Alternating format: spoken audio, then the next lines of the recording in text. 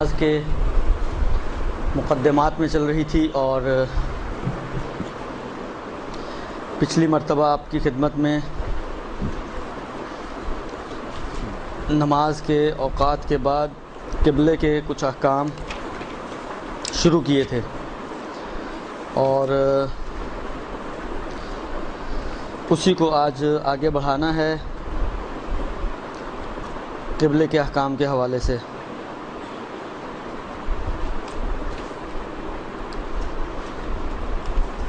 آخری مسئلہ جو آپ کی خدمت میں عرض کیا تھا، جو مجھے یاد ہے اس وقت، وہ یہ کہ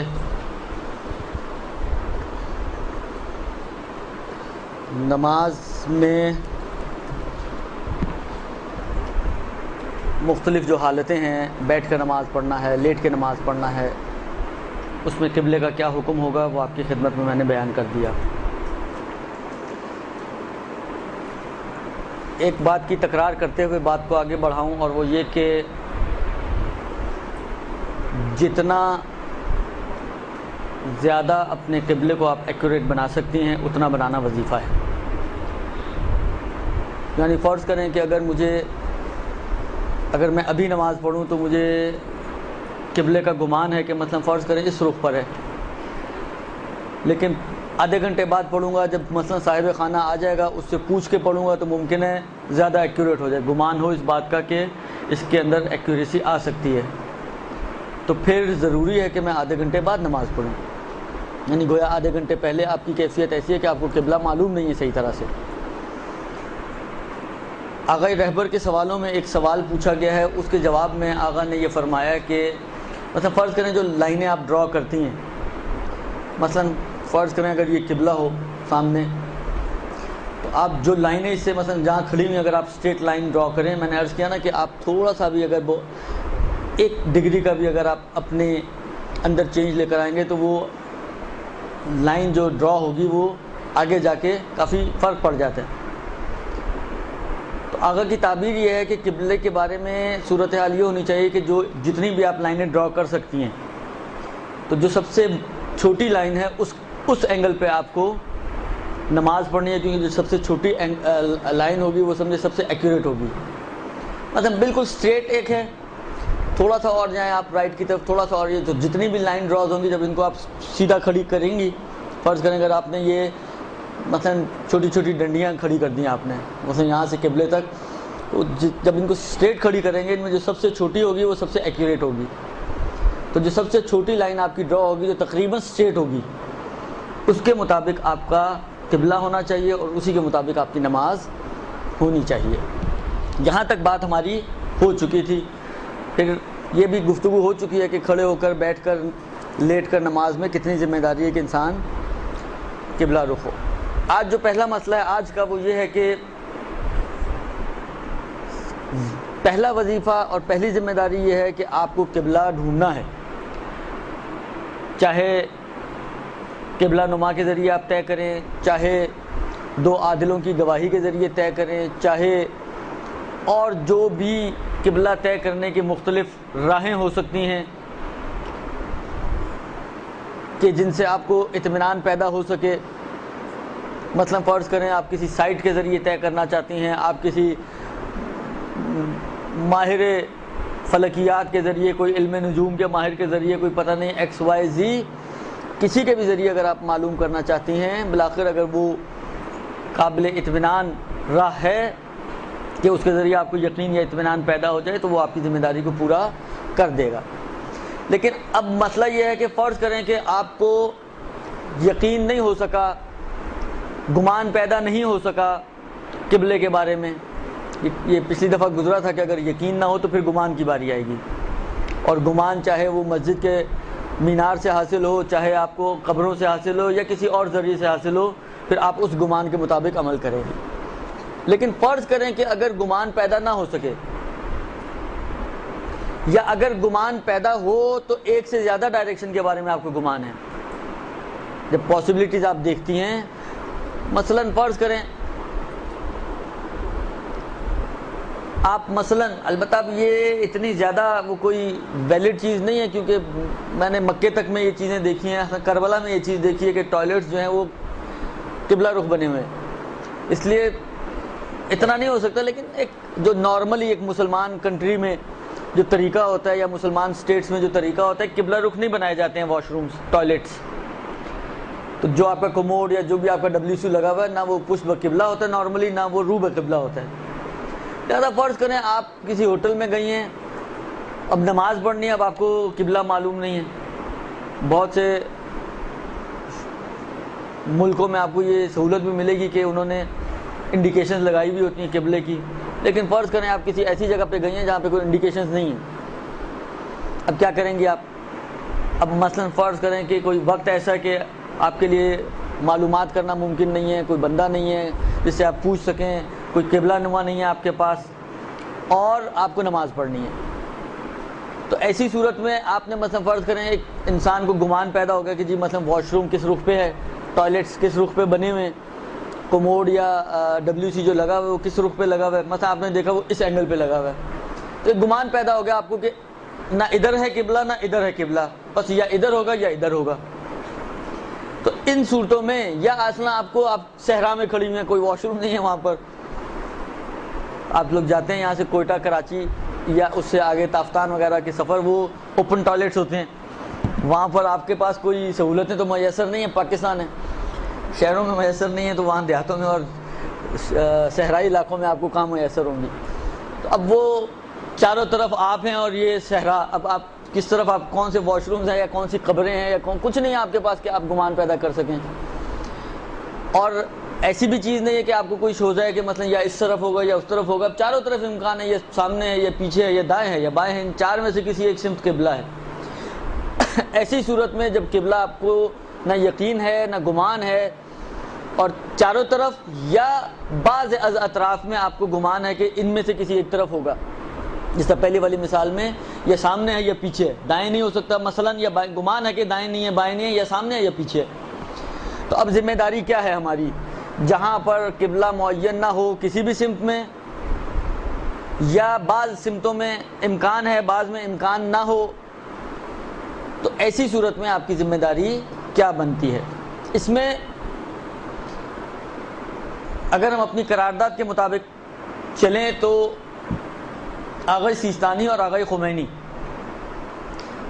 امام خمینی علیہ الرحمہ، البتہ رہبر کا بھی امام خمینی سے ملتا ہے یہاں پہ مسئلہ، یہ فرماتے ہیں کہ جی آپ کو چاروں سمت میں نماز پڑھنی پڑے گی اگر وقت وسیع ہے. تو اگر وقت میں وسعت ہے، مثلا اول وقت نماز ہے، 1 بجا ہے، 1:30 بجا ہے، 2 بجا ہے، نماز نے مثلا 7 بجے قضا ہونا ہے، 4-5 گھنٹے ہیں، تو آپ کو چاروں سمت میں نماز پڑھنی پڑے گی. یعنی ایک ظہر اثر آپ کو سامنے پڑھنی ہے، ایک ظہر اثر آپ کو دائیں پڑھنی ہے، ایک ظہر اثر آپ کو بائیں پڑھنی ہے، ایک ظہر اثر آپ کو پیچھے پڑھنی ہے. منتہا یہ ایک بینیفٹ آپ کو ملے گا کیونکہ سفر میں ہے، مثلا اگر سفر ہے تو آپ کو 50% ڈسکاؤنٹ ہو جائے گا، 50% آف ہو جائے گا، لہذا آپ کو قصر نماز پڑھنی پڑے گی. لیکن اگر آپ کسی اپنے ہی شہر میں ہیں یا آپ کا سفر ایسا سفر نہیں ہے جو نماز کو قصر کرنے والا ہو، تو وہاں پر یہ سہولت بھی میسر نہیں ہے، لہذا پوری نماز آپ کو چاروں سمت میں پڑھنی پڑے گی. یہ امام خمینی اور آغا خامنہ. آغا سیستانی اور آغا خوئی اتفاق سے دونوں کا نظریہ ملتا جلتا ہے. دونوں فرماتے ہیں کہ آپ چار میں سے کسی ایک سمت نماز پڑھ لیں، آپ کی ذمہ داری پوری ہو جائے گی اور آپ کی تکلیف آپ کی گردن سے اتر جائے گی.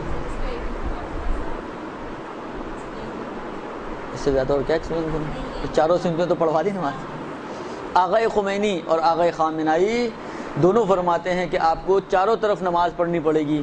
ایک ظہر اثر کی نماز سامنے، ایک ظہر اثر کی نماز دائیں طرف، ایک ظہر اثر کی نماز بائیں طرف، ایک ظہر اثر کی نماز پیچھے کی طرف. اب یہ شکر کریں انہوں نے 4 سمت میں کہا، اس کے درمیان بھی بہت سارے اینگلز بنتے ہیں، وہ نہیں کہا انہوں نے. اعلیٰ 4 نمازیں بہرحال آپ کو پڑھنی ہیں. اور آغا خوئی اور آغا سیستانی یہ دونوں فرماتے ہیں کہ آپ ایک نماز پڑھ لیں کافی ہے. یعنی آپ کی ذمہ داری صرف ایک نماز پڑھ لیں. آپ اب کون سی سمت پڑھیں؟ جہاں آپ کا دل چاہے. آپ کا دل چاہ رہا ہے فرنٹ پہ پڑھ لیں، آپ فرنٹ پہ پڑھ لیں. آپ کہیں جی دائیں طرف پڑھنا چاہیے، دائیں طرف پڑھ لیں. آپ کہہ رہے ہیں جی بائیں طرف پڑھنا چاہیے، بائیں طرف پڑھ لیں. آپ کی پشت کی طرف پڑھنا چاہتی ہیں، پشت کی طرف پڑھ لیں. جہاں آپ کا دل چاہے. چوائس آپ کے ہاتھ میں ہے، اختیار آپ کے ہاتھ میں ہے. آپ کسی ایک طرف جو ہے وہ ایک ظہر اثر کی نماز پڑھ لیں تو آپ کی ذمہ داری پوری ہو جائے گی. البتہ بہتر انہوں نے بھی مانا ہے کہ اگر وسعت ہو وقت میں تو احتیاط مستحب کہا ہے، آغا خوئی اور آغا سیستانی نے کہ چاروں طرف نماز پڑھے، لیکن احتیاط مستحب ہے۔ آپ کو معلوم ہے احتیاط مستحب میں مکلف کو اس بات کا اختیار ہوتا ہے، چاہے وہ اس احتیاط پر عمل کرے چاہے وہ اس احتیاط کو چھوڑ دے، کسی اور کی طرف رجوع کرنے کی گنجائش نہیں ہوتی ہے، اس پر عمل کرے یا اس کو چھوڑ کر جو ان کا اصل فتویٰ ہے۔ کیونکہ احتیاط مستحب اور احتیاط واجب میں جو بنیادی فرق ہے اگر آپ لوگوں کے ذہنوں میں ہو تو وہ یہ ہوتا ہے کہ احتیاط مستحب اور احتیاط واجب میں احتیاط واجب فتوے کے بغیر ہوتی ہے، احتیاط مستحب فتوے کے ساتھ ہوتی ہے، درست؟ یعنی احتیاط مستحب ایسی احتیاط ہوتی ہے کہ اگر آپ احتیاط مستحب والے حصے کو ہٹا بھی دیں تب بھی کوئی نہ کوئی فتویٰ وہاں پر، حکم کوئی نہ کوئی وہاں پر ہوگا کہ یوں کر لو یا ایسے کر لو، یہ کافی ہے یہ کافی نہیں ہے وغیرہ وغیرہ۔ لیکن احتیاط واجب والے میں اگر اس احتیاط واجب والے ٹکڑے کو آپ اٹھا لیں تو کوئی حکم وہاں پہ موجود نہیں ہے، لہٰذا احتیاط مستحب میں کیونکہ فتویٰ ہوتا ہے تو اگر آپ احتیاط پہ عمل نہ کرنا چاہیں تو اصل فتوے پہ عمل کر لیں تو آپ کی ذمہ داری پوری ہو جائے گی۔ جیسے اسی مثال میں آقا نے کہا جی ایک طرف نماز پڑھ لے تو کافی ہے، اگرچہ احتیاط مستحب یہ ہے کہ چاروں طرف نماز پڑھے، تو یہ چاروں طرف نماز پڑھے احتیاط مستحب اگر اس کو اٹھا لیں تب بھی ذمہ داری آپ کی طے شدہ ہے کہ بالآخر ایک طرف تو نماز پڑھنی ہی پڑھنی ہے، تو یہ احتیاط مستحب ہو جائے گی، لہٰذا ایک طرف نماز پڑھ لے تو کافی ہو جائے گا، یہاں پھر فل عالم کی طرف رجوع کرنے کی گنجائش نہیں ہوتی ہے۔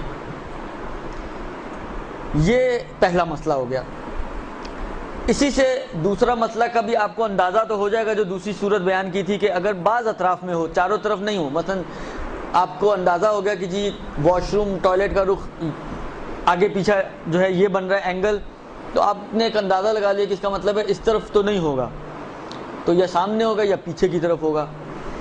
تو اب آغا خمینی کے اعتبار سے اور آغا خامنائی کے اعتبار سے آپ کو دو نمازیں پڑھنی پڑیں گی، جن اطراف میں آپ احتمال دے رہی ہیں کہ یہاں پہ قبلہ ہے اس طرف اور اس طرف، ادھر آپ کو نماز پڑھنی ہوگی، اور آغا خوئی اور آغا سیستانی یہاں پہ بھی یہی کہیں گے کہ کوئی ایک طرف آپ نماز پڑھ لیں کافی ہے، دونوں طرف نماز پڑھنے کی ضرورت نہیں ہے۔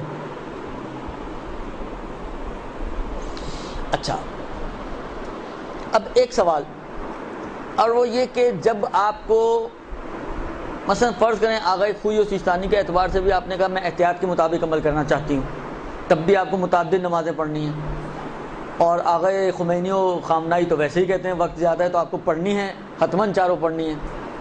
اب سوال یہ ہے کہ طریقہ کیا اپنایا جائے؟ آیا پہلے چاروں سمت میں ظہر کی نمازیں پڑھیں؟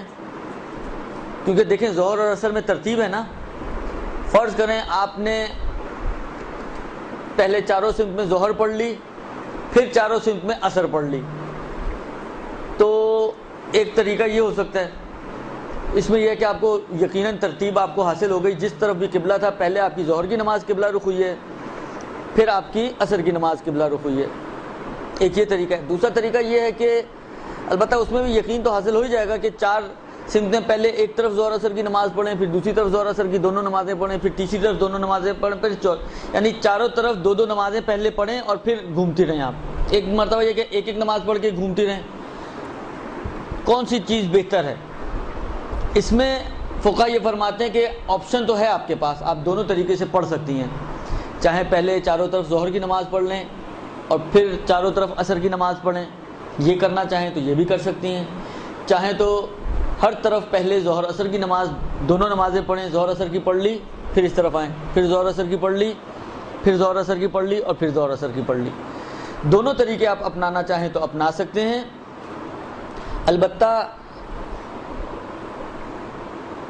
بہتر قرار دیا ہے فقہا نے کہ یہ بعض کی تعبیر اب بہتر کی ہے، جیسے امام خمینی کی اور آغا خوئی اور آغا سیستانی کی تعبیر احتیاط مستحب کی ہے کہ پہلے والا طریقہ بہتر ہے، یعنی پہلے آپ چاروں طرف ظہر کی نماز پڑھیں اور اس کے بعد چاروں طرف عصر کی نماز پڑھیں، یہ طریقہ زیادہ بہتر ہے ان دو طریقوں میں سے، اگرچہ ذمہ داری دونوں سے پوری ہو جائے گی لیکن یہ زیادہ ترجیح رکھتا ہے اور بہتر ہے۔ اس کے بعد جو مسئلہ ہے وہ یہ ہے کہ چلیں جی نماز میں تو آپ نے کہا جی چاروں طرف نماز پڑھیں، امام خمینی مثلاً امام خمینی کہتے ہیں جی آپ کو نماز پڑھنی ہو تو آپ چاروں طرف نماز پڑھیں، اگر یقین نہیں ہے اگر گمان نہیں ہے تو ذمہ داری ہے کہ آپ چاروں طرف نماز پڑھیں۔ خوب نماز تو آپ نے چاروں طرف پڑھ دی، بکرا ذبح کرنا ہے، اب چاروں طرف کیسے ذبح کریں گے بکرا؟ ایک رگ ایک طرف کاٹی جائے، چار اتفاق سے اس کی بھی 4 رگیں کاٹنی ہوتی ہیں، تو آیا ایسا ہے کہ ایک ایک رگ ایک ایک طرف کر کے کاٹی جائے، یا کیا کریں گے بکرے، یا 4 بکرے ہی ذبح کرنے پڑیں گے، 4 میں سے کوئی ایک جو ہے وہ حلال ہو آپ کے لیے؟ ایسی صورت میں کیا ذمہ داری بنے گی؟ یعنی اگر یا واش روم کے احکام میں جب انسان بیت الخلاء کے احکام میں پڑھتا ہے کہ جناب اگر اس کو فارغ ہونا ہو، حاجت سے رفع حاجت کرنی ہو تو قبلہ رخ کے پشت پہ قبلہ نہیں ہونا چاہیے۔ اب یہ نماز میں تو کہتے ہیں جی چاروں طرف ہو، 4 طرف بیٹھ کے فارغ ہوگا، کس طرح فارغ ہو، کیا کرے گا یعنی ایسی صورت میں؟ خلاصہ یہ کہ نماز کے علاوہ بقیہ امور کے جن میں قبلے کی شرط ہے اور جن میں قبلہ معتبر ہے اس کی کیا ذمہ داری ہے؟ میت کو قبلہ رخ دفنانا ہوگا۔ میت کو پچھلی دفعہ بھی شاید بات آئی تھی کہ جب میت کو لٹایا جاتا ہے قبر میں تو کیسے لٹایا جاتا ہے؟ یاد ہے پچھلی دفعہ کیا آیا تھا؟ فرض کریں قبلہ یہ ہے تو سر کہاں ہونا چاہیے اس کا؟ سر قبلے کی طرف ہو۔ بھائی دیکھیں اس کا اگر آپ اس رخ پہ لٹائیں گی تب بھی منہ قبلے کی طرف ہو سکتا ہے، اس طرف لٹائیں گی تب بھی منہ قبلے کی طرف ہو سکتا ہے۔ ہاں اس کو دائیں پہلو پہ لٹانا ہوتا ہے، لہذا سر اس کا یہاں آنا چاہیے اور دائیں پہلو پر جب ہوگا تو چہرہ خود بخود آٹومیٹکلی قبلے کی طرف ہو جائے گا۔ اب آپ کہتے ہیں جناب مردے کو قبلہ رخ دفن کرنا ہے، قبلہ معلوم نہیں، اب 4 ٹکڑے کر کے دفن کیا جائے مردے کو، کیا کیا جائے؟ کیسے اس کو چاروں طرف دفنائیں کہ آپ کو یہ یقین حاصل ہو جائے کہ بالآخر کچھ تو قبلے کی طرف ہو ہی گیا اس کا؟ کیا کریں گے ایسی صورت میں؟ تو ان جتنے بھی یعنی نماز کے علاوہ میرا خیال ہے جتنے بھی موارد بنیں گے وہاں پر سب سے بڑی یہ مشکل ہوگی کہ وہ چیزیں تکرار ہونے والی نہیں ہیں۔ مثلا ذبح اگر ایک طرف آپ نے کر دیا تو ذبح تو ہو چکا ہے، اب اگر آپ چھری پھیر بھی رہی ہیں، جس طرح حج کے موقع پر ایک مسئلہ آتا ہے کہ پہلے حج میں جی انسان کے لیے گنجا ہونا ضروری ہے مردوں کے لیے، تو جس کے پہلے ہی بال نہ ہو سر پہ وہ کیا کرے گا؟ گنجا کیسے گنجا ہوگا؟ سوال۔ تو وہاں پر وہ کہتے ہیں کہ جی گنجا تو نہیں ہو سکتا لیکن اس کی ذمہ داری ہے کہ اپنے سر پہ اس طرح پھیرے، صحیح ہے، اس طرح پھیرے گا تو بالآخر یہی اس کی ذمہ داری پوری ہو جائے گی۔ تو اب جو بکرا ذبح ہو گیا ایسا ہی ہے کہ اس کے اوپر بھی چھری صرف پھیرتے رہیں آپ چاروں طرف کر کے، یا کیا کرنا پڑے گا؟ اس میں فقہا فرماتے ہیں کہ وہ چیزیں کہ جو نماز کے علاوہ ہیں جن میں قبلے کی شرط ہے اور قبلہ معتبر مانا گیا ہے، ان میں اگر اس سچویشن میں آپ پھنس جائیں کہ جہاں پر آپ کے لیے قبلہ طے نہیں ہو پا رہا تو پھر آپ کو اختیار ہے کسی بھی ایک سمت میں اس کام کو انجام دے دیں، آپ کی ذمہ داری پوری ہو جائے گی۔ کیونکہ دیکھیں اگر آپ مردے کو قبرستان میں دفن کر رہی ہیں تو اتنی مشکل پیش نہیں آتی ہے۔ باقی قبروں کے ذریعے جو پہلے بھی گزرا، کل بھی گزرا اور آج بھی شروع میں اشارہ ہوا کہ آپ کو ایک گمان پیدا ہو جائے گا کہ قبلہ کس طرف ہے۔ مشکلات آتی ہیں، مثلا جس طرح یہ بعض اوقات ہوتا ہے کہ جی ایکسیڈنٹس ہو گئے، صحرا میں ہیں، میتوں کا حال ایسا نہیں کہ ان کو مثلا شہر تک پہنچایا جائے، شہر سے فاصلہ زیادہ ہے، تو آپ مجبور ہیں کہ ان کو وہیں صحرا میں دفن کریں۔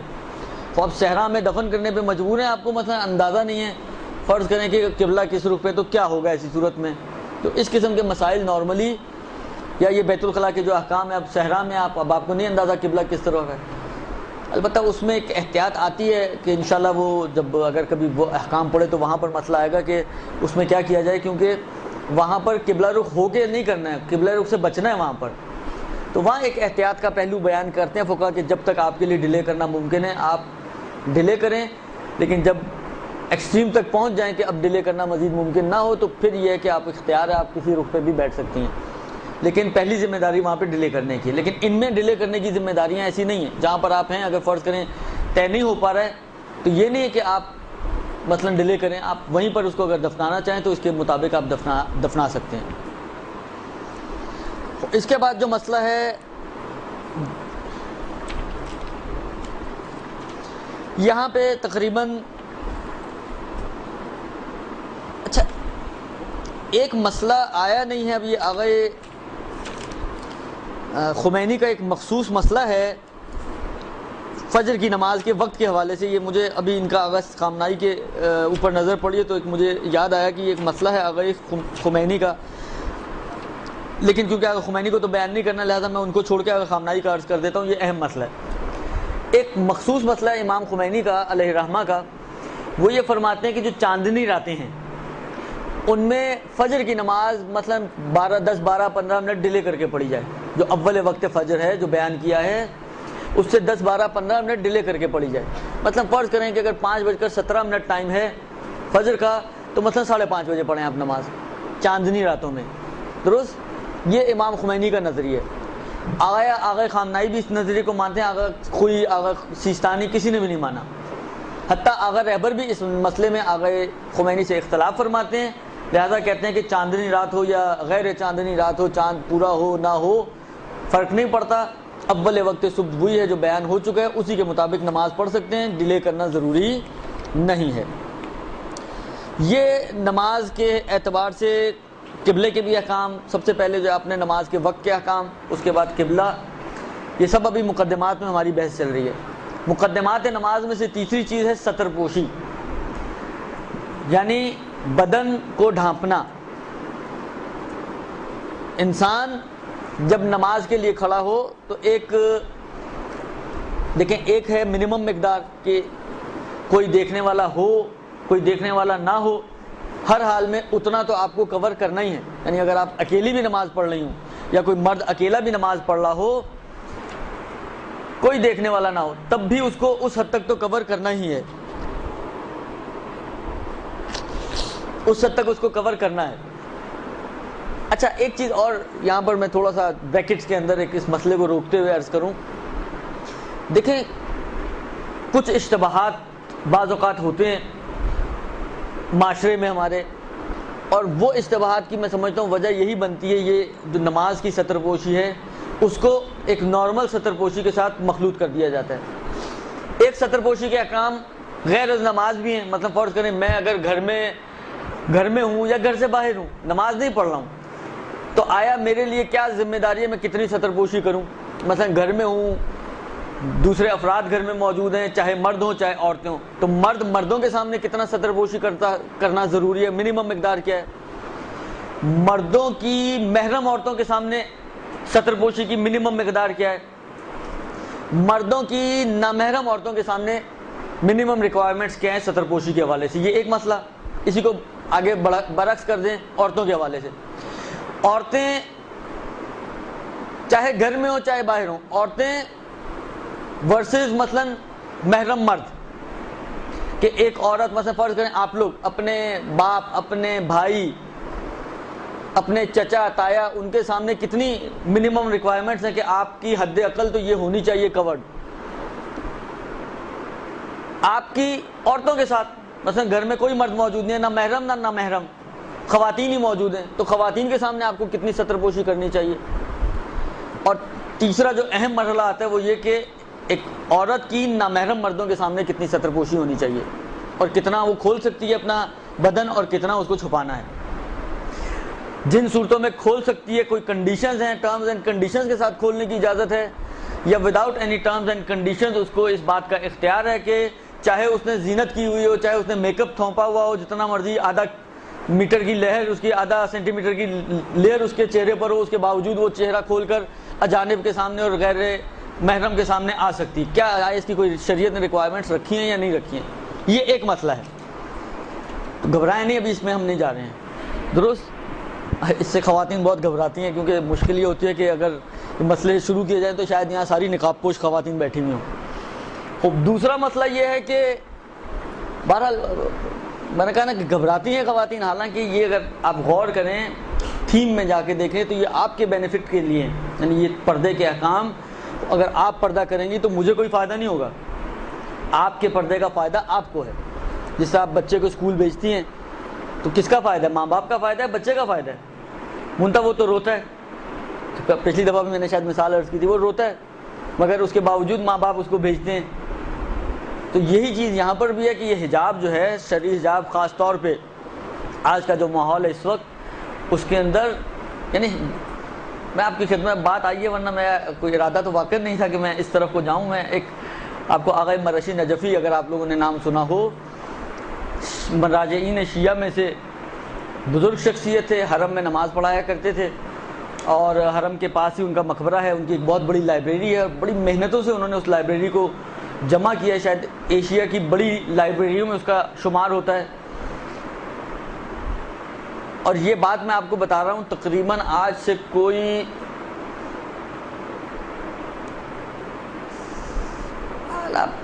20-21 سال تو کہیں نہیں گئے اس بات کو، یعنی کم و بیش 20-21 سال پرانی بات میں آپ کو بتا رہا ہوں. اور اس 20-21 سال میں کتنا ڈفرنس آیا یہ آپ کو بھی اندازہ ہے ماحول کے اندر. ماحول میں کتنی خرابیاں اس 20-21 سال کے اندر آئی ہیں. 20-21 سال میں کتنا میڈیا آپ کا فاسٹ ہو گیا ہے.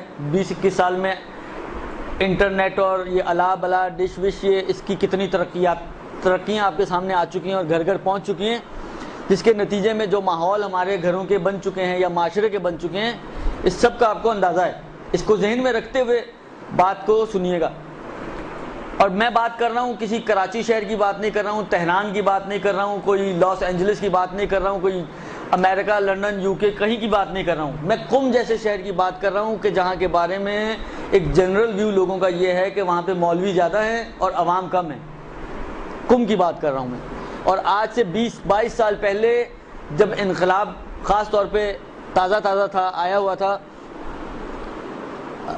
اس زمانے میں بہرحال آپ کو معلوم ہے آغا کراتی کئی مرتبہ یہ اپنے درسوں میں بات کر چکے ہیں کہ 30 لاکھ افراد کی قربانی دی ہے انقلاب ایران نے. 30 لاکھ میں سے 10 لاکھ تو شہداء ہیں جن کا پتہ ہے کہ یہ شہید ہو چکے ہیں. 10 لاکھ وہ افراد ہیں کہ جن کے بارے میں جو مجروح ہیں, زخمی ہو گئے, کسی کی ٹانگ کٹ گئی, کسی کا ہاتھ کٹ گیا, کوئی اپاہج ہو گیا, کوئی کیا ہو گیا, کوئی کیا ہو گیا. اور 10 لاکھ اس وقت یعنی یہ آغا کے اپنے جملوں کے حساب سے 10 لاکھ وہ افراد ہیں جن کا پتہ نہیں آیا وہ زندوں میں ہیں یا مردوں میں. شاید آپ لوگ نہیں معلوم کس حد تک ایرانی خبریں سنتے ہیں. یہ آئے دن وہاں پر آپ دیکھیں گے کہ کبھی قم میں, کبھی تہران میں, کبھی مختلف علاقوں میں ڈیڈ باڈیز کو جو ہے تدفین ہوتی ہے, جنگ کی ڈیڈ باڈیز کی. یہ وہی جو غائب اور مفقود افراد ہیں جن کا کوئی اثر ہی نہیں ملا, پتہ ہی نہیں چلا وہ کہاں گئے کہاں نہیں گئے. بعض اوقات بعض کھدائیوں کے درمیان جب شہر آباد ہوتے ہیں, مثلا کچھ ان کے جو گلے میں ان کے جو لاکٹس ٹائپ کے ہوتے تھے جس کے اوپر ان کا کوڈ ووڈ لکھا ہوا ہوتا تھا, اس ٹائپ کی جب چیزیں ملتی ہیں تو ان کو پتہ چلتا ہے کہ یہ اتنے عرصے سے یہیں دبے ختم ہو گئے, اور ان کے حساب سے پھر وہ تدفین کرتے ہیں ان کی.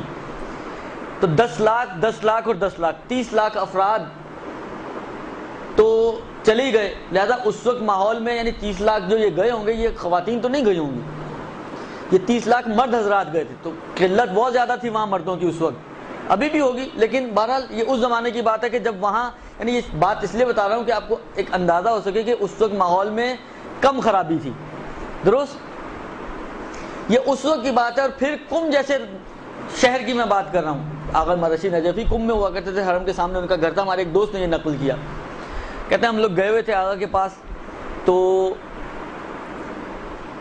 ایسے یہی مسئلہ آیا ہے, حجاب کے حوالے سے بات آئی کہ عورتوں کے لیے آیا چہرہ کھولنے کی اجازت ہے یا نہیں ہے. تو بہرحال آغا بزرگ آدمی تھے, بوڑھے انسان تھے, تو جس طرح اس نے نقل کیا اس سے اندازہ ہوتا ہے کہ مثلا نیم دراز ٹائپ کی ہوں کیفیت میں تھے یا لیٹے ہوئے تھے جب یہ لوگ ملاقات کے لیے گئے. تو جب یہ سوال پوچھا, کہتے ہیں آغا اٹھ کے بیٹھ گئے اور تقریباً ان کا چہرہ جو ہے سمجھے غصے سے لال ہو گیا, اور کہتے ہیں کہ یہ جو چہرہ کھولنے کی اجازت ہے عورت کو, یہ اس شرط کے ساتھ اجازت ہے کہ اس کو خوف نہ ہو, امن ہو کہ کوئی نامحرم اس کو بری نگاہ سے نہیں دیکھے گا. کہتے ہیں قم میں کہاں امن ہے کہ تم چہرہ کھولنے کی بات کرو. قم کی بات کر رہے ہیں وہ, جہاں پہ مولوی زیادہ ہیں. 20 سال پرانی بات عرض کر رہا ہوں آپ کی خدمت میں. اس وقت آغا کہتے ہیں کہ وہ ایک دم جس کو کہتے ہیں غصے کے عالم میں لیٹا ہوا شخص اٹھ کے بیٹھ کے کہتے ہیں قم میں کہاں امن ہے کہ تم کہیں اور کی بات کرتے ہو. درست. اور اب اس کو آپ 20 سال آگے لے آئیں تو 20 سال کی ترقیوں کو لے کر آئیں, پھر کراچی جیسے ماحول کو لے کر آئیں. تو میں نے غلط تو نہیں کہا نا کہ سب نقاب پوش یہاں بیٹھی ہوئی ہوں گی. درست. خوب. عرض خدمت یہ ہے کہ ایک تو یہ مسئلہ ہے کہ آپ کو عام زندگی میں نماز سے ہٹ کر بھی کتنا اپنے بدن کو, اپنے چہرے کو, اپنے جسم کو چھپانا ہے, کس سے کتنا چھپانا ہے. ایک یہ مسئلہ آتا ہے. ایک مسئلہ یہ آتا ہے کہ نماز کی حالت میں آپ کو کیا کرنا ہے, نماز کی حالت میں آپ کو کتنا کور کرنا ہے. اچھا, ایک بہت ہی عورت کے خواتین کے مسائل کے اندر ایک مائنر سا ڈفرنس آتا ہے نارمل حجاب میں اور نماز کے حجاب میں. مرد کے اندر تو ایک بہت ممکن ہے ڈفرنس آ جائے, بلکہ مرد میں بھی اگر آپ دیکھیں تو مائنر سا ہی ڈفرنس شاید ہوگا تو ہوگا, ورنہ شاید وہ بھی نہ ہو. لیکن عورت کے اندر ایک چھوٹا سا ڈفرنس ہے جو ایک بہت بڑی غلط فہمی کا سبب بنتا ہے. ڈفرنس بہت چھوٹا سا ہے, لیکن معاشرے میں وہ ایک بڑی غلط فہمی کا سبب ہے. وہ کیا ڈفرنس ہے؟ عام حالات میں دیکھیں, ابھی محرم کو چھوڑ دیں, ابھی آپ عورت کا عورت کے سامنے چھوڑ دیں, عورت کا نامحرم کے سامنے مسئلہ یہ ہے کہ جناب ایک عورت نامحرم مرد سے اپنے پورے جسم کو چھپائے, حتیٰ بال, حتیٰ سر, حتیٰ پیر. درست. صرف جس چیز کو کھولنے کی فقہاء نے، وہ بھی آغا خمینی، آغا سیستانی، آغا خامنائی اور بعض دیگر فقہاء، انہوں نے اجازت دی ہے وہ جتنا چہرہ وضو میں دھونا واجب ہے اتنا چہرے کی وہ ٹکیہ اتنی سی کہ جتنا چہرہ دھلنا واجب مقدار ہے. اور یہ کلائی تک ہاتھ. اس میں بھی ایک احتیاط آتی ہے کہ یہ یقین حاصل کرنے کے لیے کہ پوری کور ہو گئے، تھوڑا سا زیادہ آپ کو کور پڑنا، یعنی جو نارمل دھلتا ہے یا کلائی والا حصہ، اس میں بھی تھوڑا زیادہ کور کرنا ہے آپ کو. تو سمجھیں یہاں فرض کریں اتنا ہاتھ اور مثلا یہاں تک اتنا آپ کا چہرہ، اس کی اجازت دی. وہ بھی کنڈیشنز کے ساتھ، جو ایک تو میں نے آپ کو بتا دی آغا مرشی کے واقعے میں، اور باقی کنڈیشنز بھی ہیں، اس کی انشاءاللہ کبھی حجاب کے مسائل آئیں گے تو عرض کروں گا، ورنہ اس سے پہلے ہی آپ لوگ سب بھاگ جائیں گے.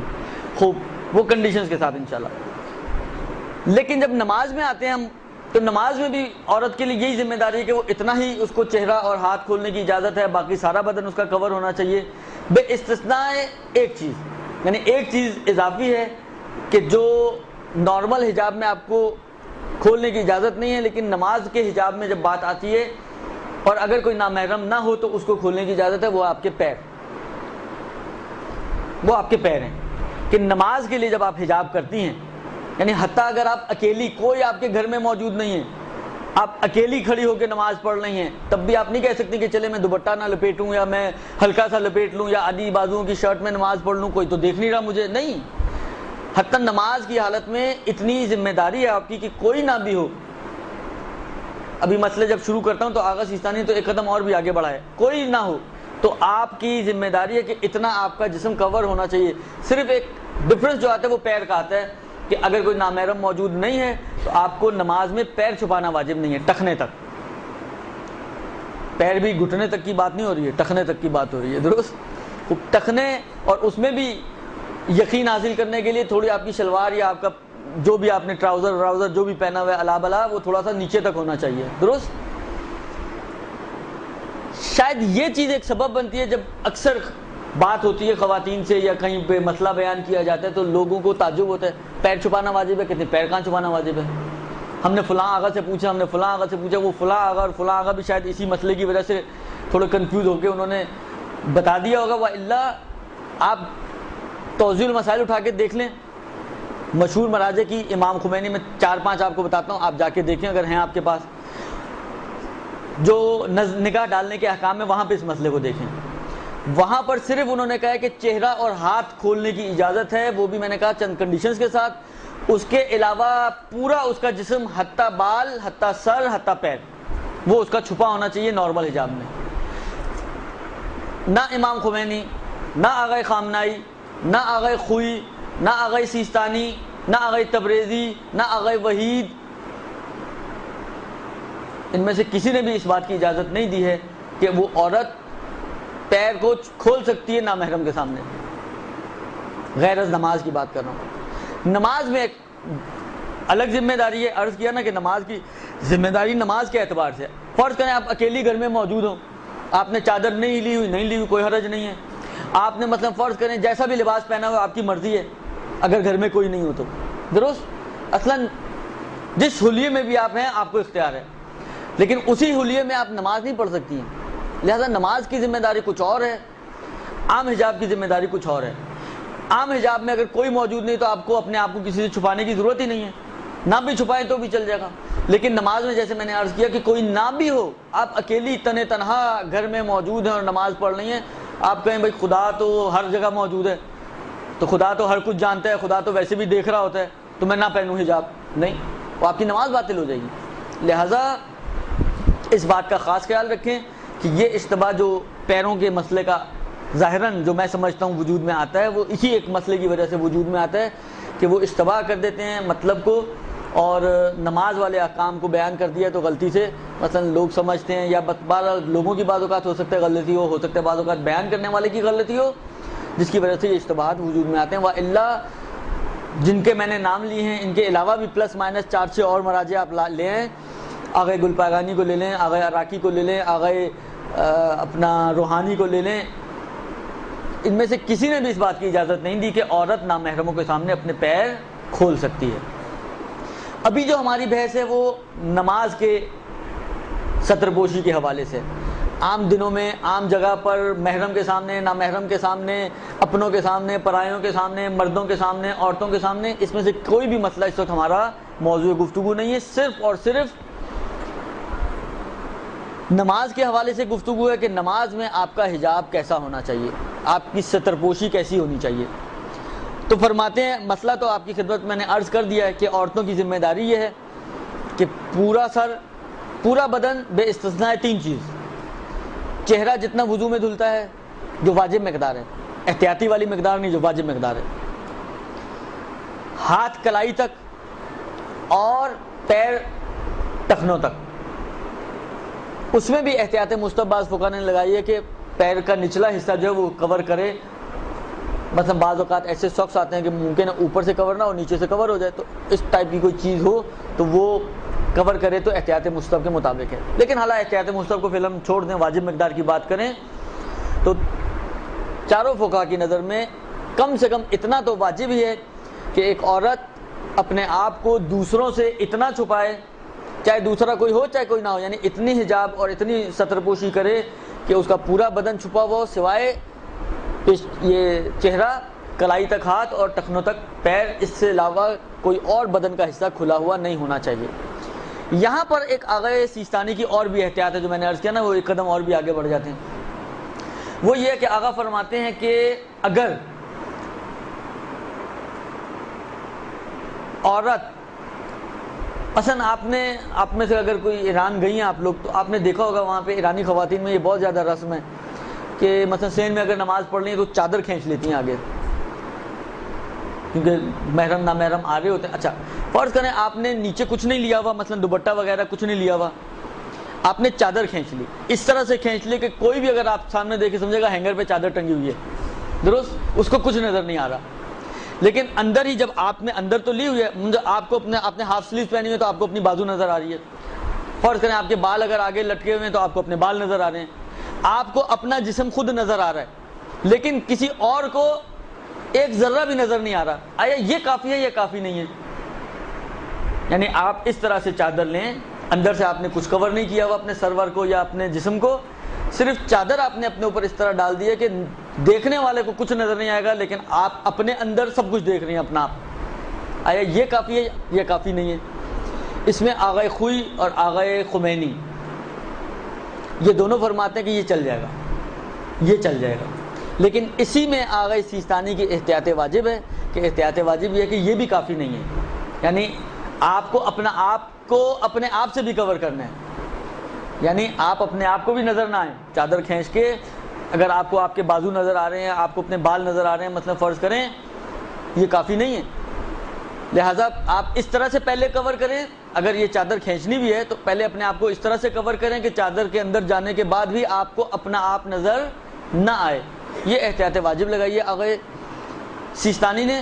البتہ اس احتیاط میں اگر کوئی ہے تو اچھی احتیاط، عمل کریں تو بہت اچھا ہے، لیکن اگر کوئی رجوع کرنا چاہے تو آغا وحید خراسانی کی طرف رجوع کر سکتا ہے. ان کا مسئلہ آغا خوئی والا جیسا مسئلہ ہے تو وہ اس مشکل سے بچ سکتا ہے.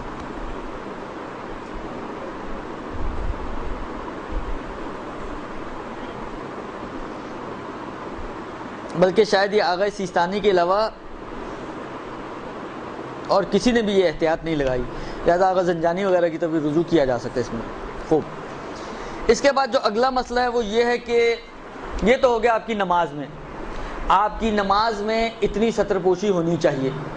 اگلا مسئلہ یہ ہے کہ فرض کریں نماز میں انسان، انشاءاللہ یہ آگے مسائل آئیں گے اگر پوری نماز پڑھی ہم نے تو، کہ فرض کریں آپ نے مسئلہ آتا ہے کہ جی تشہد بھول گئیں آپ، اور اس جگہ پر آپ کو یاد آیا کہ اب آپ کے لیے پلٹنے کی گنجائش نہیں ہے، کیونکہ یہ مسائل فرق کر جاتے ہیں کہ آپ کو کس جگہ پہ یاد آ رہا ہے کہ میں نے تشہد بھولی ہوں. اگر اگلی رکعت کے رکوع سے پہلے یاد آ گیا ہے تو آپ کو پلٹنا پڑے گا. آپ پلٹیں گی اور پلٹنے کے بعد آپ تشہد پڑھیں گی اور پھر اپنی نماز کو دوبارہ سے کنٹینیو کریں گی.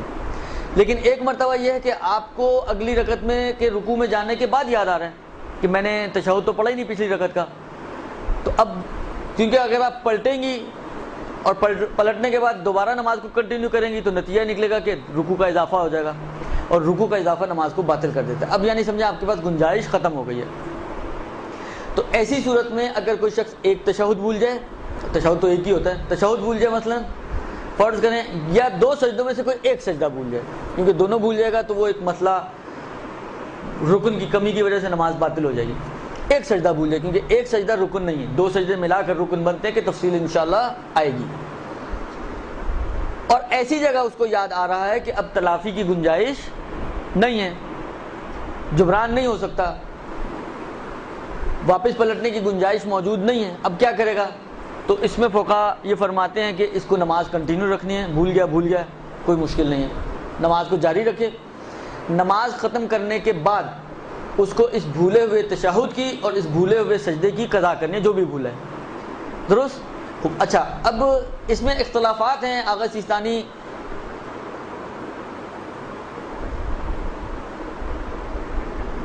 تشہد میں قضا نہیں مانتے ہیں، واجب نہیں سمجھتے ہیں، سجدے میں صرف واجب سمجھتے ہیں۔ آغا خوئی اور آغا خمینی دونوں میں واجب سمجھتے ہیں، اللہ وہ تفصیلات انشاءاللہ بعد میں۔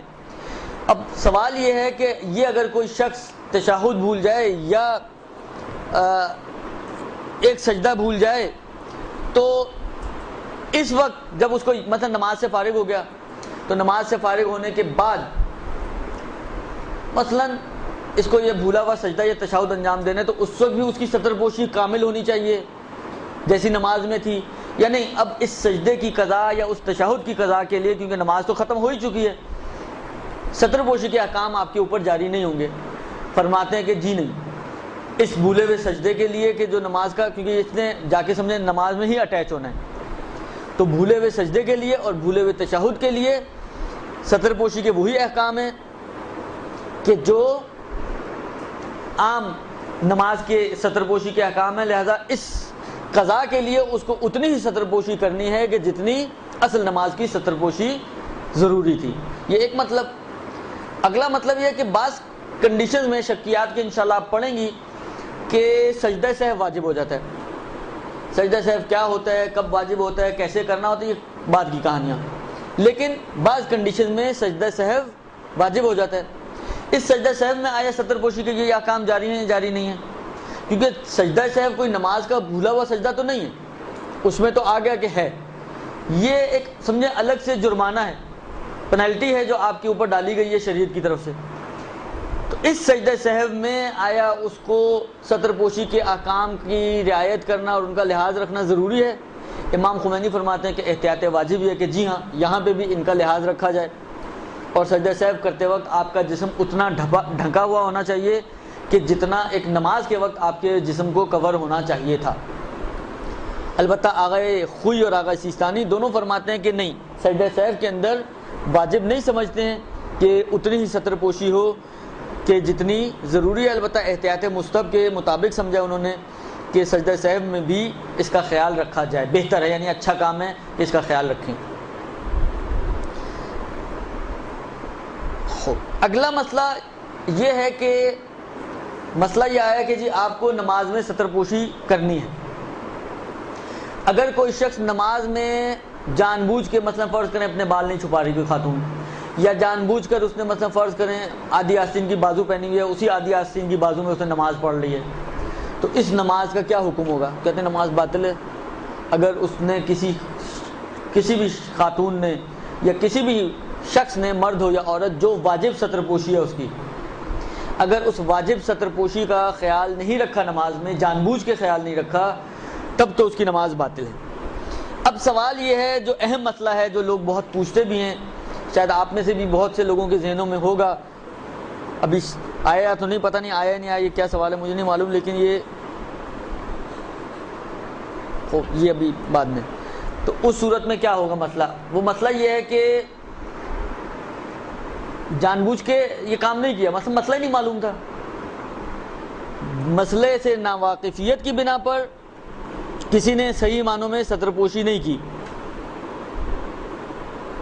تو ایسی صورت میں اس کی ذمہ داری کیا ہوگی؟ مثلا فرض کریں اس طرح ہوتا ہے، مثلا بعض خواتین پوچھتی ہیں جی ایک مدت تک ہم نے تو دوپٹہ اوڑھ کے نماز پڑھی ہے، تو اب جو ہے وہ پتہ چلا کہ جی پورا کور ہونا چاہیے اور بازو بھی کور ہونا چاہیے، اور اس حصے کا تو بہت سی خواتین خیال نہیں رکھتی ہیں، خاص طور پہ جو کلائی سے متصل حصہ ہے، وہ سمجھتی ہیں اتنی بھی اگر ہو تو چل جاتا ہے، جبکہ ایسا نہیں چلتا ہے، بالکل آپ کا کور ہونا چاہیے۔ میں نے عرض کیا نا کہ اتنا کور ہونا چاہیے، تھوڑا زیادہ ہی کور ہونا چاہیے۔ تو ایسی صورت میں کیا مسئلہ ہوگا کہ جو مسئلہ نہ جاننے کی بنا پر سطر پوشی کا خیال صحیح طرح سے نہیں رکھا گیا تو اس کی گزشتہ نمازوں کا کیا حکم ہوگا؟ اس میں بھی تھوڑا سا اختلاف ہے۔ اب امام خمینی کی جو عبارت توضیح المسائل میں دی ہوئی ہے اس میں امام خمینی نے کوئی خاص شرط نہیں لگائی، اس سے ایسا لگتا ہے کہ شاید دونوں صورتوں میں نماز باطل ہو، جبکہ آغائے خوئی اور آغائے سیستانی نے ایک کنڈیشن کے ساتھ کہا کہ ایک صورت میں نماز باطل ہوگی اور ایک صورت میں نماز اس کی صحیح ہو جائے گی۔ اس مسئلے کو سمجھانے کے لیے میں پہلے ایک مطلب اور آپ کی خدمت میں عرض کروں۔ آپ کو معلوم ہے کہ ایک اردو زبان ہے ہماری اور ایک عربی زبان ہے۔ بعض الفاظ ایسے ہیں جو کامنلی یوز ہوتے ہیں، عربی میں بھی یوز ہوتے ہیں اور اردو میں بھی یوز ہوتے ہیں۔ عربی میں اگر ان کو یوز کیا جائے تو اتنا ان کے اندر وہ قباحت نہیں ہے، لیکن اردو میں یوز کیا جائے تو بعض اوقات وہ گالی بن جاتا ہے۔ انہی میں سے ایک لفظ ہے جاہل، درست؟ خوب لفظ جاہل اگر اردو میں کسی کو کہا جائے تم بالکل ہی جاہل ہو تو وہ اس کو گالی سمجھتا ہے اپنے لیے، درست؟ اور یہ بالآخر اس لفظ کا ایک اچھا امیج نہیں ہے ہمارے اپنے اردو معاشرے میں۔ جاہل ہونا بالآخر اعلیٰ اگر بہت کوئی اوپر لیول کی آپ اس کو گالی نہ سمجھیں تو ایک ہلکی پھلکی تو گالی سمجھتا ہی ہے انسان۔ اور عربی میں اگر آپ چلے جائیں تو جاہل یعنی نہ جاننے والا۔ وہ ہم میں سے کتنے سارے آغا سیستانی کو لے لیں آپ کیا سمجھتے ہیں؟ آغا سیستانی مثلاً یا آغا خامنائی مثلاً یا آغا خوئی کے جو ان کے بارے میں آج بھی ان کے انتقال کو اتنے عرصے کے بعد بھی جب لوگ نام لیتے ہیں تو کہتے ہیں بحر العلوم تھا، درست؟ یا سید مہدی بحر العلوم جس کا لقب ہی بحر العلوم تھا، آغا علامہ ہلی ہو، شیخ مفید ہو، شیخ توسی ہو، یہ جو جس کو کہیں پہاڑ ہیں علم کے، بالآخر اپنے تمام تر علم کا پہاڑ ہونے کے باوجود معصوم تو نہیں ہے کہ ہم کہیں کہ سب کچھ جانتے تھے۔ لابد اور حتماً کچھ چیزیں ایسی ہوں گی جو وہ بھی نہیں جانتے ہوں گے، درست؟ بس نہ جاننا یعنی جہل، جاننا یعنی علم۔ علم وہاں پر عربی زبان میں علم جہل کے مقابل میں اور جہل علم کے مقابلے میں دونوں ایک دوسرے کے اپوزٹس ہیں، درست؟ لہذا وہ اتنی زیادہ قباحت نہیں، اس لیے کہ ہر انسان بالآخر کچھ چیزیں ایسی ہوتی ہیں جن کو نہیں جانتا۔ بس آغا سیستانی سے پوچھیں ہمارے اپنے معاشرے کے ٹرینڈز کیا ہیں، کہیں گے نمی دو نم، نہیں معلوم مجھے۔ آپ آغا وحید کے پاس چلے جائیں، آپ آغا رہبر کے پاس چلی جائیں، خود جس کے پاس بھی آپ دنیا میں چلے جائیں سوائے معصوم امام کے، آپ اس کو بولیں جی ہمارے اپنے پرٹیکولر جو خاص ٹریڈیشنز ہیں کیا ہیں ذرا بتائیں، آپ تو نہیں معلوم ہمیں، آپ کو پتا ہوگا، آپ زیادہ، بلکہ ان کا جملہ یہ ہوگا کہ آپ زیادہ بہتر جانتے ہیں ہم سے، یعنی آپ عالم ہیں اس مسئلے میں ہماری نسبت۔ وہ عالم ہونے کے باوجود اس مسئلے میں آپ کو عالم سمجھیں گے، درست؟ منتہا اگر وہ کہتے ہیں کہ نہیں معلوم یا میں جاہل ہوں اس چیز سے، تو یہاں پر جہل کی وہ قباحت نہیں کہ آپ کہیں آغا سیستانی بھی اور جاہل بھی ہیں، درست؟ آغا خامنائی بھی ہیں اور جاہل بھی ہیں۔ یہ کیسے آغا خامنائی ہے مثلا، یا کیسے آغا سیستانی، یہ کیسے آغا خوئی ہیں، یہ کیسے مہدی ہے بحر العلوم، یہ کیسے بحر العلوم ہے؟ ایک طرف سے بحر العلوم یعنی بحر دریا کو بولتے ہیں، علم کا دریا، اور دوسری طرف سے کہتے ہیں میں جاہل بھی ہوں۔ تو ہمارے معاشرے کے حساب سے اگر ہم اپنے معنی کے حساب سے دیکھیں تو میچ ہی نہیں کرے گا، لیکن یہ بہت کامن سی چیز ہے وہاں پر۔ یعنی حتیٰ میں آپ کی خدمت میں عرض کروں، یعنی وہاں پر کوئی ایسی بری چیز نہیں کہ اگر آپ کسی فقیہ سے بھی پوچھ لیں کہ یہ مسئلہ کہے گا نہیں معلوم، کسی کی خاطر وہ اپنی گردن تو اور قبر تو بھاری نہیں کر سکتا ہے، تو وہاں اتنی کوئی قباحت نہیں ہے۔ لیکن یہاں پر اگر آپ کسی کو کہیں آپ تو بالکل جاہل آدمی ہیں، تو جہل کو جو ہے ایک برائی کے سینس میں لیا جاتا ہے۔ تو ابھی جس جہل کی بات ہو رہی ہے وہ عربی والے جہل کی بات ہو رہی ہے، اردو والے جہل کی بات نہیں ہو رہی ہے۔ لہذا اگر میں کہوں کہ جی اگر آپ جاہل ہیں تو یہ مت سمجھے گا کہ خدا نہ خواستہ آپ کی توہین کرنے کا مقصد ہے۔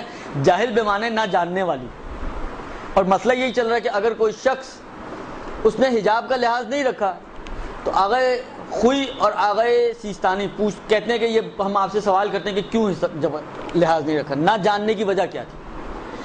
آپ لوگوں نے شاید یہ پڑھا ہوگا پہلے کہ ایک ہوتا ہے جاہل قاصر اور ایک ہوتا ہے جاہل مقصر۔ جاہل قاصر اور جاہل مقصر یاد رکھنے کے لیے کہ قاصر کسے کہتے ہیں اور مقصر کسے کہتے ہیں، کیونکہ دونوں کا معنی تو ملتے جلتے ہیں۔ قاصر اس میں تشدید نہیں ہے، مقصر تشدید کے ساتھ ہے، میم قاف صاد اور رے، صاد کے اوپر تشدید ہے۔ مقصر تشدید سمجھے اس کے اندر تھوڑی شدت ہے، اور قاصر کم شدت والا۔ اب نہ جاننے والے دو طرح کے ہوں گے. ایک وہ شخص ہے کہ جو نہ جاننے میں بے قصور ہے، تو اس کے اندر تھوڑی نہ جانے، کیونکہ نہیں جانتا اور اس نے کوئی جرم بھی نہیں کیا نہ جاننے کی وجہ سے، اس لیے کہ نہ جاننے میں بے قصور تھا، تو اس کے اندر تھوڑی شدت کم ہے.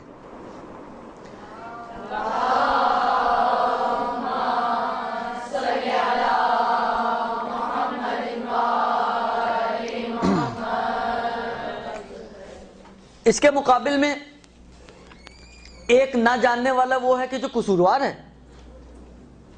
اور اپنے نہ جاننے میں اس نے کوتاہی کی ہے. یعنی ایک وہ ہے کہ جو نہ جاننے میں اس کی کوئی غلطی نہیں تھی، ایک وہ ہے کہ جو نہ جاننے میں غلطی پر ہے. مثلا فرض کریں اگر وہ جس سے ہمارے معاشرے میں بھی ہوتا ہے، کسی نے کہا مجھے پتہ ہی نہیں تھا، تو آپ کا قصور ہے پتہ نہیں تھا، کیوں نہیں پتہ کیا آپ نے؟ بولتے ہیں نہیں بولتے ہم لوگ اس کو. ایک مرتبہ ایک بندہ ایسا ہے کہ جو کہ اگر نہیں جانتا تھا اس کے سامنے آپ بھی خاموش ہو جاتے ہیں، کہتے ہیں یار نہیں پتا تھا تو چلو ٹھیک ہے. تو نہ جاننے میں دو صورتیں بنتی ہیں. ایک مرتبہ نہ جاننا، اپنے نہ جاننے میں یہ قصوروار ہوتا ہے، یعنی اس کی اپنی کوتاہی ہے، معلومات کر سکتا تھا، وسائل مہیا تھے. 24 گھنٹے ہم لوگ موبائل سے کھیلتے ہیں، کسی کو میسج کر رہے ہیں تو کسی کو بیل مار رہے ہیں تو کسی کو کچھ. اگر مسئلہ پوچھنے کے لیے اگر آپ کو ضرورت پڑے تو آپ کہیں جی مجھے تو پتہ ہی نہیں تھا. بولا آخر آپ کے پاس آج کے زمانے میں، اس ترقی یافتہ زمانے میں اگر کسی کو یہ کہا جائے کہ جی آپ نے کیوں نہیں معلوم کیا، آپ کہیں جی مجھے کیا پتا تھا، تو آپ کا کیا پتا تھا کوئی عذر نہیں مانا جائے گا، کیونکہ آپ اتنے سارے علماء ہیں، آپ کے پاس کسی کا بھی نمبر نہیں تھا، آپ لے سکتی تھی نمبر. اگر نہیں تھا، اگر نہیں بھی تھا تو آپ لے سکتی تھی، معلومات کر سکتی تھی، کتابیں موجود ہیں، نیٹ موجود ہے، 10 سہولتیں آپ کے پاس موجود ہیں. پھر آپ کہیں جی مجھے نہیں پتا تھا، تو اس نہ پتا ہونے میں آپ قصوروار کہلائیں گے. یہ کہتے ہیں جاہل مقصر، قصوروار والا. درست. اس کے مقابل میں وہ ہے کہ جو قصوروار نہیں ہے، یعنی اگر وہ کہے کہ مجھے نہیں پتا تھا تو اس کے اس نہ پتا ہونے کے عذر کو مان لیا جاتا ہے. مثلا فرض کریں کہ آپ نے کسی سے پوچھا، ایک مسئلہ پوچھا، یا آپ نے غلط طریقے سے پوچھا، اس نے غلط طریقے سے سمجھایا، خلاصہ کچھ بھی ہوا، ایک غلط فہمی کی بنا پر آپ سمجھی کہ مثلا آدھی بازو میں نماز ہو سکتی ہے، مثلا آپ نے پوچھا. اب اگر فرض کریں کوئی اگر بولے تو آپ کہیں گے میں نے تو پوچھا تھا. درست. ان تک غلط نکل آیا، سمجھنے میں غلطی ہوئی، سمجھانے میں غلطی ہو، کسی کی بھی غلطی ہو، اس سے فرق نہیں پڑتا. لیکن آپ نے کسی قابل بھروسہ عالم سے پوچھا اور پوچھ کر عمل کیا، انفارچونیٹلی غلط نکل آیا. یہ جاہل قاصر ہے. عام طور پر جو اس کی مثالیں دی جاتی ہیں، مثالیں ایسی دی جاتی ہیں کہ لگتا ہے کہ جنگلوں کے علاوہ کہیں اور جاہل قاصر بن ہی نہیں سکتا، جبکہ ایسا نہیں ہے، شہروں میں بھی بن سکتا ہے.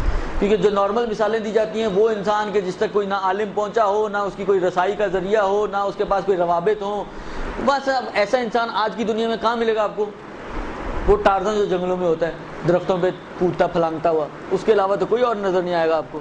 کہ آج کے اس سویلائز زمانے میں حتیٰ دیہاتوں میں اگر آپ چلے جائیں تو وہاں پہ بھی انٹرنیٹ اور موبائل اور یہ ساری سہولتیں موجود ہیں، تو صرف جنگل ہی بچتا ہے جہاں پہ کوئی سگنل نہ آ رہا ہو، کوئی کنیکشن نہ پہنچا ہو.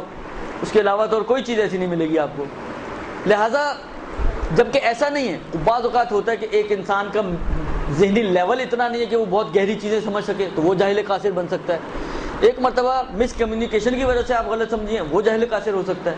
خلاصہ جاہل قاصر شہروں میں بھی اور ان علاقوں میں بھی پائے جا سکتے ہیں. درسوں میں آنے والی خاتون بھی اور مرد بھی جاہل قاصر بن سکتا ہے. آغا خوئی اور آغا سیستانی نے یہ تفصیل دی ہے. اگر یہ خاتون جاہل قاصر تھی تب تو اس کی نماز صحیح ہو جائے گی، لیکن اگر یہ جاہل مقصر تھی تو ایسی صورت میں اس کی نماز باطل ہو جائے گی اور اس کو دوبارہ نمازیں اپنی پڑھنی پڑیں گی،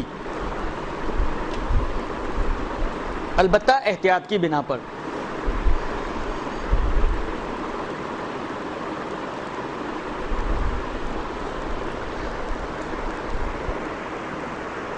لہذا البتہ یہ تفصیل آغا خمینی کی عبارت میں نہیں ہے. یعنی آغا خمینی نے مطلقاً یہ کہا ہے کہ اگر کسی نے نہ جاننے کی بنا پر، مسئلہ نہ جاننے کی بنا پر لحاظ نہیں رکھا تو احتیاط واجب یہ ہے کہ اس کو نمازیں دوبارہ پڑھنی پڑیں گی. اب قاصر تھا یا مقصر تھا کوئی تفصیل نہیں دی آغا خمینی نے، لیکن آغا خوئی اور آغا سیستانی کہتے ہیں کہ اگر مقصر تھا تو اس کی نماز، اگر قاصر تھا تو اس کی نماز صحیح ہے. اس سے اندازہ ہوتا ہے کہ مقصر میں وہ صحیح نہیں سمجھتے ہیں، اور آغا سیستانی کی بھی احتیاط واجب ہے کہ مقصر کی صورت میں اس کی نماز صحیح نہیں ہوگی۔ یہ پہلے 2-3 سوالات ہیں، ان کا جواب دے دوں میں آپ کو۔ اوہو یہ تو لمبا چوڑا سوال ہے۔ ایک سوال تو یہ کہ قرآن کے سجدے کی سطر بتا دیں، انشاءاللہ آئے گا بعد میں۔ دوسرا سوال یہ کہ سر نماز میں تو مکمل پردہ کرنا ہوتا ہے، مگر نماز کے بعد جو تعقیبات وغیرہ انجام دی جاتی ہیں، کیا اس وقت بھی بازوؤں کا پورا ہونا یا بالوں کا مکمل طور پر ڈھکا ہونا ضروری ہے یا نہیں؟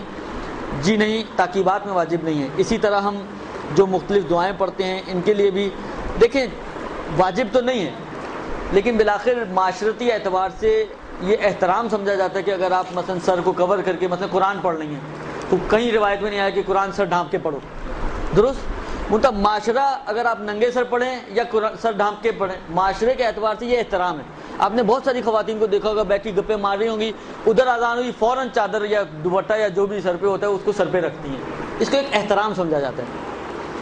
تو جتنا بھی آپ ان چیزوں کا احترام کریں گی، دعائیں پڑھتے وقت احترام کے ساتھ دعا پڑھیں گی، قرآن پڑھتے وقت احترام کے ساتھ قرآن پڑھیں گی، تو ان کے اپنے اثرات ہیں، واجب نہیں ہیں، گنہگار آپ نہیں ہوں گی، لیکن بعض اثرات اس احترام نہ کرنے کی وجہ سے آپ کھو دیتی ہیں۔ ایک روایت میرے ذہن میں آ رہی ہے جو اصل میں خاک کربلا کے بارے میں، خاک شفا کے بارے میں۔ امام علیہ السلام نے ایک لمبی روایت ہے، اس کا ایک جملہ یہی ہے کہ امام علیہ السلام کہتے ہیں کہ مثلا راوی کو امام نے خاک کربلا دی تو اس نے اٹھا کے، آپ نے دیکھا ہوگا پرانے زمانے میں یا ٹی وی وغیرہ پہ دیکھا ہوگا، گھوڑے کے اوپر مثلا ایک کپڑا سا ڈالا جاتا ہے جس کی دونوں سائڈ پہ پاکٹس ہوتے ہیں، تو اس نے اٹھا کے اس کو اس میں ڈالا، تو امام نے ٹوکا اس کو، کیونکہ میں نے ابھی تمہیں بتایا کہ یہ چیزیں ان کے اثرات کو زائل کر دیتی ہیں، درست؟ اور تم وہی کام کر رہے ہو، لہذا بے احترامی کی وجہ سے ہم کہتے ہیں نا قرآن پڑھتے ہیں لیکن اثر نہیں ہوتا۔ شاید ایک وجہ اس کی یہ بھی ہو کہ ہم جو احترام وہ ڈیزرو کرتا ہے قرآن پڑھتے وقت، جو ہونا چاہیے، لحاظ کرنا چاہیے، ہمیں خیال رکھنا چاہیے، ہم نے بس آج کل جو کہانیاں شروع کر دی نا، بس واجب نہیں ہے تو ٹھیک ہے چلے گا، حرام تو نہیں کر رہے، لیکن بالآخر حرام نہیں کر رہے ہیں لیکن اس کے اثرات تو کھو رہے ہیں، تو جس کی وجہ سے بہت ساری چیزوں کے اثرات ختم ہو جاتے ہیں۔ جتنا لحاظ رکھیں اتنا بہتر ہے۔ اگر پاؤں کا اوپری حصہ نہ چھپا ہو اور نامحرم کمرے میں داخل ہو جائے تو کیا نماز یہ انشاءاللہ مسئلہ بھی آگے جا کے آنے والا ہے کہ آیا اگر کمرے میں نامحرم موجود ہو اور آپ کا اوپر کیا نیچے کا بھی پیر چھپا ہوا نہ ہو تو نماز باطل ہوگی یا نہیں ہوگی، انشاءاللہ یہ بعد میں آئے گا۔ ویسے نماز باطل نہیں ہے۔ اگر پہلے سجدے میں سر ہلکا سا اٹھا اور یہ دوبارہ آئے گا بھی، میں نے عرض کیا آپ کی خدمت میں کہ وہ سوال پوچھیں جتنا پڑھا ہے اس سے مربوط۔ کیا سجدہ قرآن میں بھی جسم کو اتنا ہی ڈھانپنا ضروری ہے؟ یہ بھی آئے گا انشاءاللہ۔ آپ نے ابھی لیکچر میں یہ تو بتایا کہ نماز میں پاؤں چھپانا نہیں ہوتے، یعنی پاؤں کھلے رکھنے ہوتے ہیں۔ دیکھیں میں نے یہ نہیں کہا کہ پاؤں کھلا رکھنا واجب ہے، یہ دیکھیں یہ آپ کی عبارت سے سمجھ میں آ رہا ہے کہ جیسے اگر پاؤں چھپا دیا تو نماز ہی باطل ہو جائے گی، ایسا نہیں ہے۔ نماز میں بحث یہ ہو رہی ہے کہ آیا اگر پاؤں نہ چھپے ہوئے ہوں تو نماز صحیح ہوگی یا نہیں ہوگی؟ نہ چھپے ہوئے ہوں نماز صحیح ہے آپ کی، لیکن اگر ڈھپے ہوئے ہوں تو نماز باطل ہو جائے گی، ایسا تو نہیں ہے۔ اگر کوئی پاؤں چھپا کر نماز پڑھے تو کوئی حرج نہیں اس میں، بلکہ شاید بعض صورتوں میں جو سوال پوچھا گیا کہ کوئی بیچ میں نامحرم آ جائے، ان اعتبار سے بہتر یہ ہوگا کہ آپ پاؤں چھپا کر نماز پڑھیں یا مثلا ساکس پہن کے نماز پڑھیں۔ لہذا یہ نہیں کہا گیا کہ چھپانا حرام ہے۔ یہ نامحرم والا مسئلہ ابھی بھی ضمناً آ گیا اور بعد میں بھی انشاءاللہ آئے گا۔ معجزات کی کتاب میں 30 تاریخ کے چاند کی میں آپ کو کہتا ہوں آپ نماز سے باہر نہ نکلیں، وہ نماز سے بھی باہر نکل جاتے ہیں، اور یہ تو بالکل ہی کتاب سے کلاس سے ہی باہر نکل گئی ہیں، یہ معجزات میں پہنچ گئی ہیں۔ دیکھیں یہ معجزات کی جتنی بھی یہ کتابیں آپ کے پاس موجود ہیں، یہ 10 بیویوں کی کہانی ہو یا لکڑہارے والی کہانی ہو یا پتہ نہیں اور وہ بچپن میں سنی ہوئی ہیں، مجھے یاد نہیں کہ آج کل کیا چل رہا ہے مارکیٹ میں، لیکن جتنی بھی یہ روایتیں ہیں بہت زیادہ اوتھینٹک روایتیں نہیں ہیں، کوئی ان کی سند اتنی خاص موجود نہیں ہے کہ انسان چیک کر سکے کہ سند کیسی ہے، معتبر نہیں ہے، لہذا ان کے اوپر کوئی بہت زیادہ رلائے نہیں کیا جا سکتا۔ رضا کی نیت سے پڑھنا چاہے تو کوئی حرج بھی نہیں ہے، لیکن آپ اس کو یہ سمجھیں کہ واقعاً ایسا ہی ہوا ہے، یہ نہ سمجھیں بالکل بھی۔ ممکن ہے ہوا ہو، امکان دیں صرف کہ ممکن ہے ہوا ہو اور ممکن ہے نہ ہوا ہو، بالآخر یہ گھرانہ وہ گھرانہ ہے کہ جو لوگوں کی مشکلات میں مدد کرتا ہے، خوب ممکن ہے کر دیو مدد، لیکن حتماً اس کی مدد کی ہے اس لکڑہارے کی، وہ پتہ نہیں کیا کیا مجھے یاد بھی نہیں بالکل ایگزیکٹلی، لیکن واقعاً ہوا ایسا یا نہیں ہوا یہ کچھ کہنا مشکل ہے، اس لیے کہ ان روایتوں کی اتنی سند معتبر نہیں ہے۔ فجر کی نماز کا وقت کیلنڈر میں 5:14 ہے اور طلوع آفتاب کا وقت 6:27 کا لکھا ہوا ہے، تو اس میں نماز قضائیں وقت، تو اس میں نماز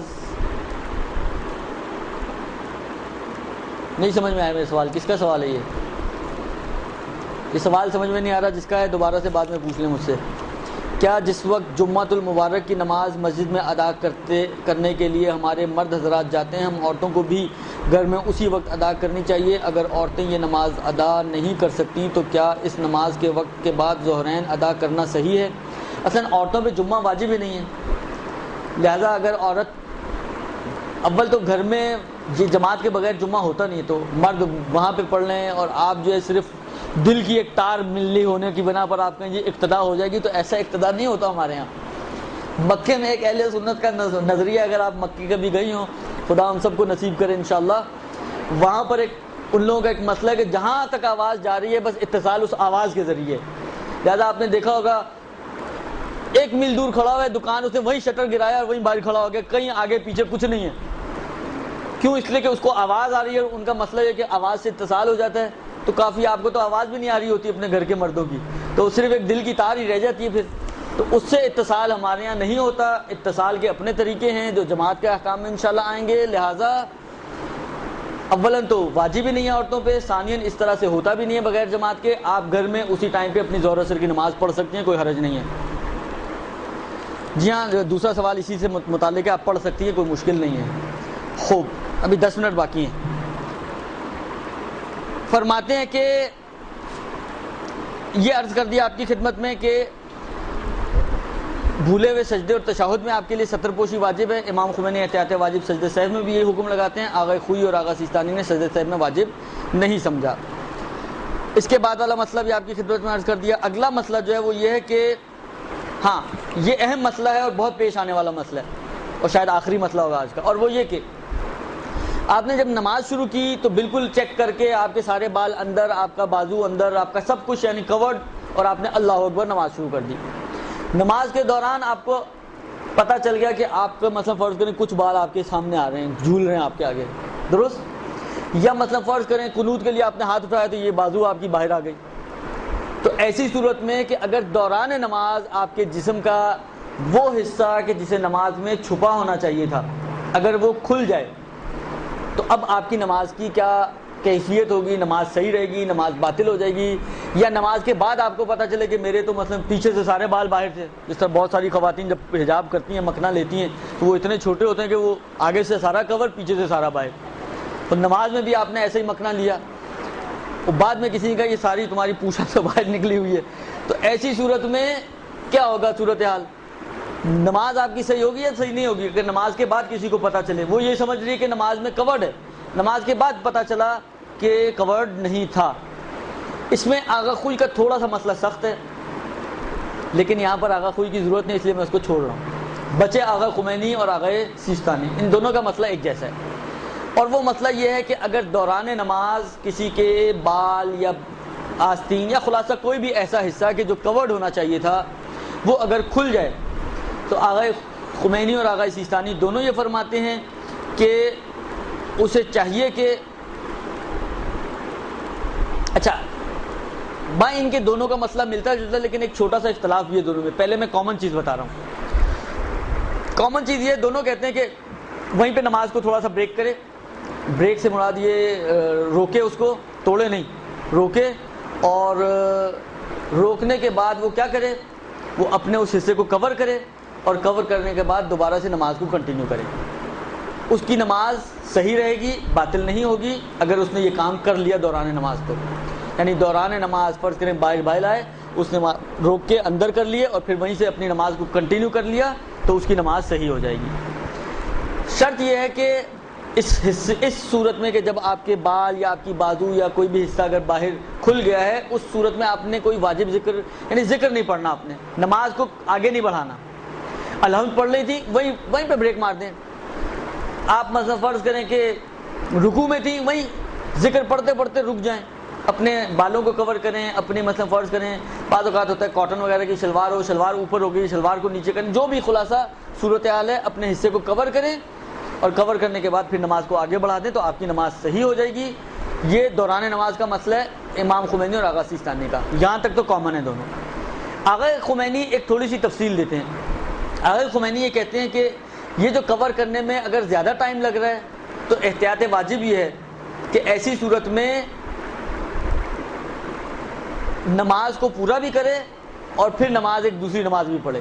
لیکن اگر بہت زیادہ ٹائم نہیں لگ رہا، مثلا جلدی سے آپ نے ہاتھ مارا اور بال اندر اور آپ نے نماز آگے بڑھا دی، کم اور مختصر وقت میں اگر آپ کے اس حصے کو کور کر کے آپ نے نماز کو دوبارہ آگے بڑھا دیا تو امام خمینی اور آغا سیستانی دونوں یہاں پہ کہتے ہیں کہ اس کی نماز صحیح ہے اور اس کی تکرار وغیرہ کی ضرورت نہیں ہے۔ لیکن اگر وقت تھوڑا سا زیادہ لگ رہا ہے تو آغا سیستانی نے تو ایسی کوئی بات نہیں کہی، لہذا ان کا نتیجہ یہ نکلے گا کہ ان کی نماز اس صورت میں بھی صحیح مانتے ہیں۔ آغا خمینی نے کہا کہ اگر وقت زیادہ ہو تو پھر احتیاط واجب یہ ہے کہ وہ اس نماز کو بھی پورا کرے اور نماز کو بعد میں تکرار بھی کرے۔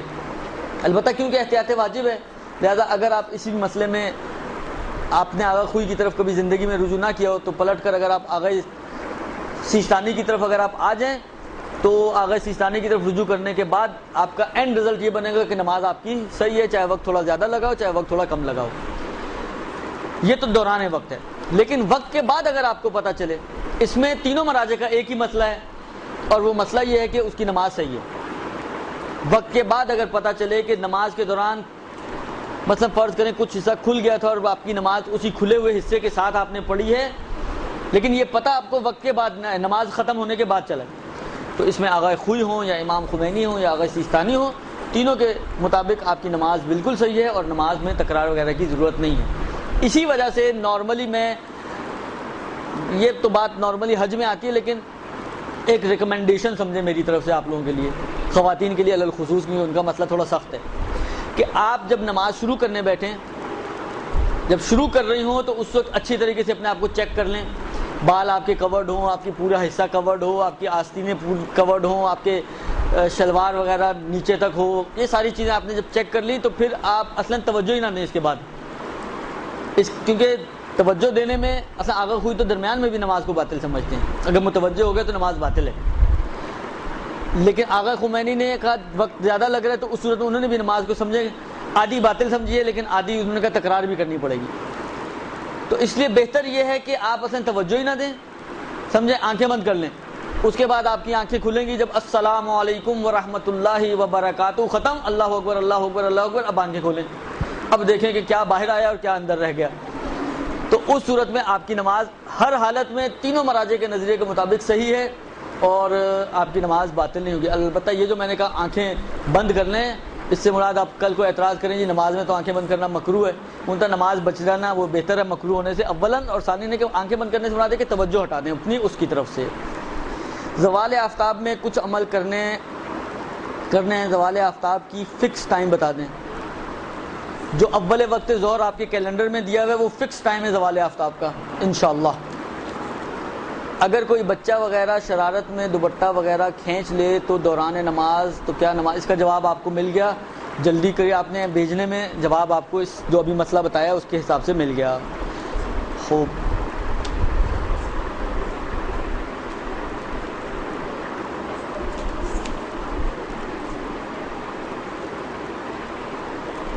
اچھا اس کے بعد یہ تو ایک عمومی مسائل تھے سطر پوشی کے، کچھ مسئلے انہوں نے دیے ہیں جو میں اس میں اس لیے نہیں پڑھنا چاہ رہا کہ نارملی یعنی اگر آپ سے جو ہمارے یہاں پہ خواتین موجود ہیں جو سب سے زیادہ عمر رکھتی ہیں، اگر ان سے بھی پوچھا جائے کہ اس پوری زندگی میں آپ کی کتنی مرتبہ یہ مسئلہ آپ کو پیش آیا، تو کہیں گی ایک دفعہ بھی نہیں پیش آیا۔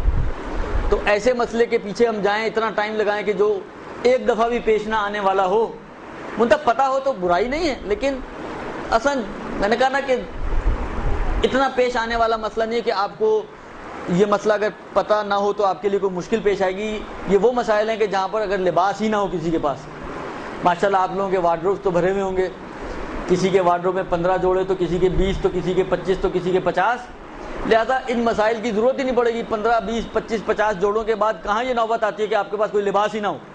لہذا اگر لباس نہ ہو تو کیسے نماز پڑھنی ہے، یہ چاند کا مسئلہ ہے، یہ اس دنیا کا مسئلہ یعنی ہمارا مسئلہ نہیں ہے، لہذا اس لیے اس کو میں سکپ کر رہا ہوں ان مسائل کو۔ اور ان تمام مسائل کو اسکپ کرنے کے بعد اب جو ہمارا ٹاپک ہوگا وہ نماز کے لباس کی شرائط ہیں. لباس تو آگے کہ لباس آپ کے جسم پہ ہونا چاہیے. اب اس کی کیا شرطیں ہیں؟ کیسا ہونا چاہیے؟ پاک ہونا چاہیے یا نہیں ہونا چاہیے؟ کتنا باریک ہو تو چل جائے گا اور کتنا موٹا ہو تو چلے گا، وغیرہ وغیرہ کہ انشاءاللہ العزیز اگلی دفعہ سے لباس کی شرائط کو شروع کریں گے. اور آج کی گفتگو ختم. صلی اللہ علیہ وآلہ وسلم.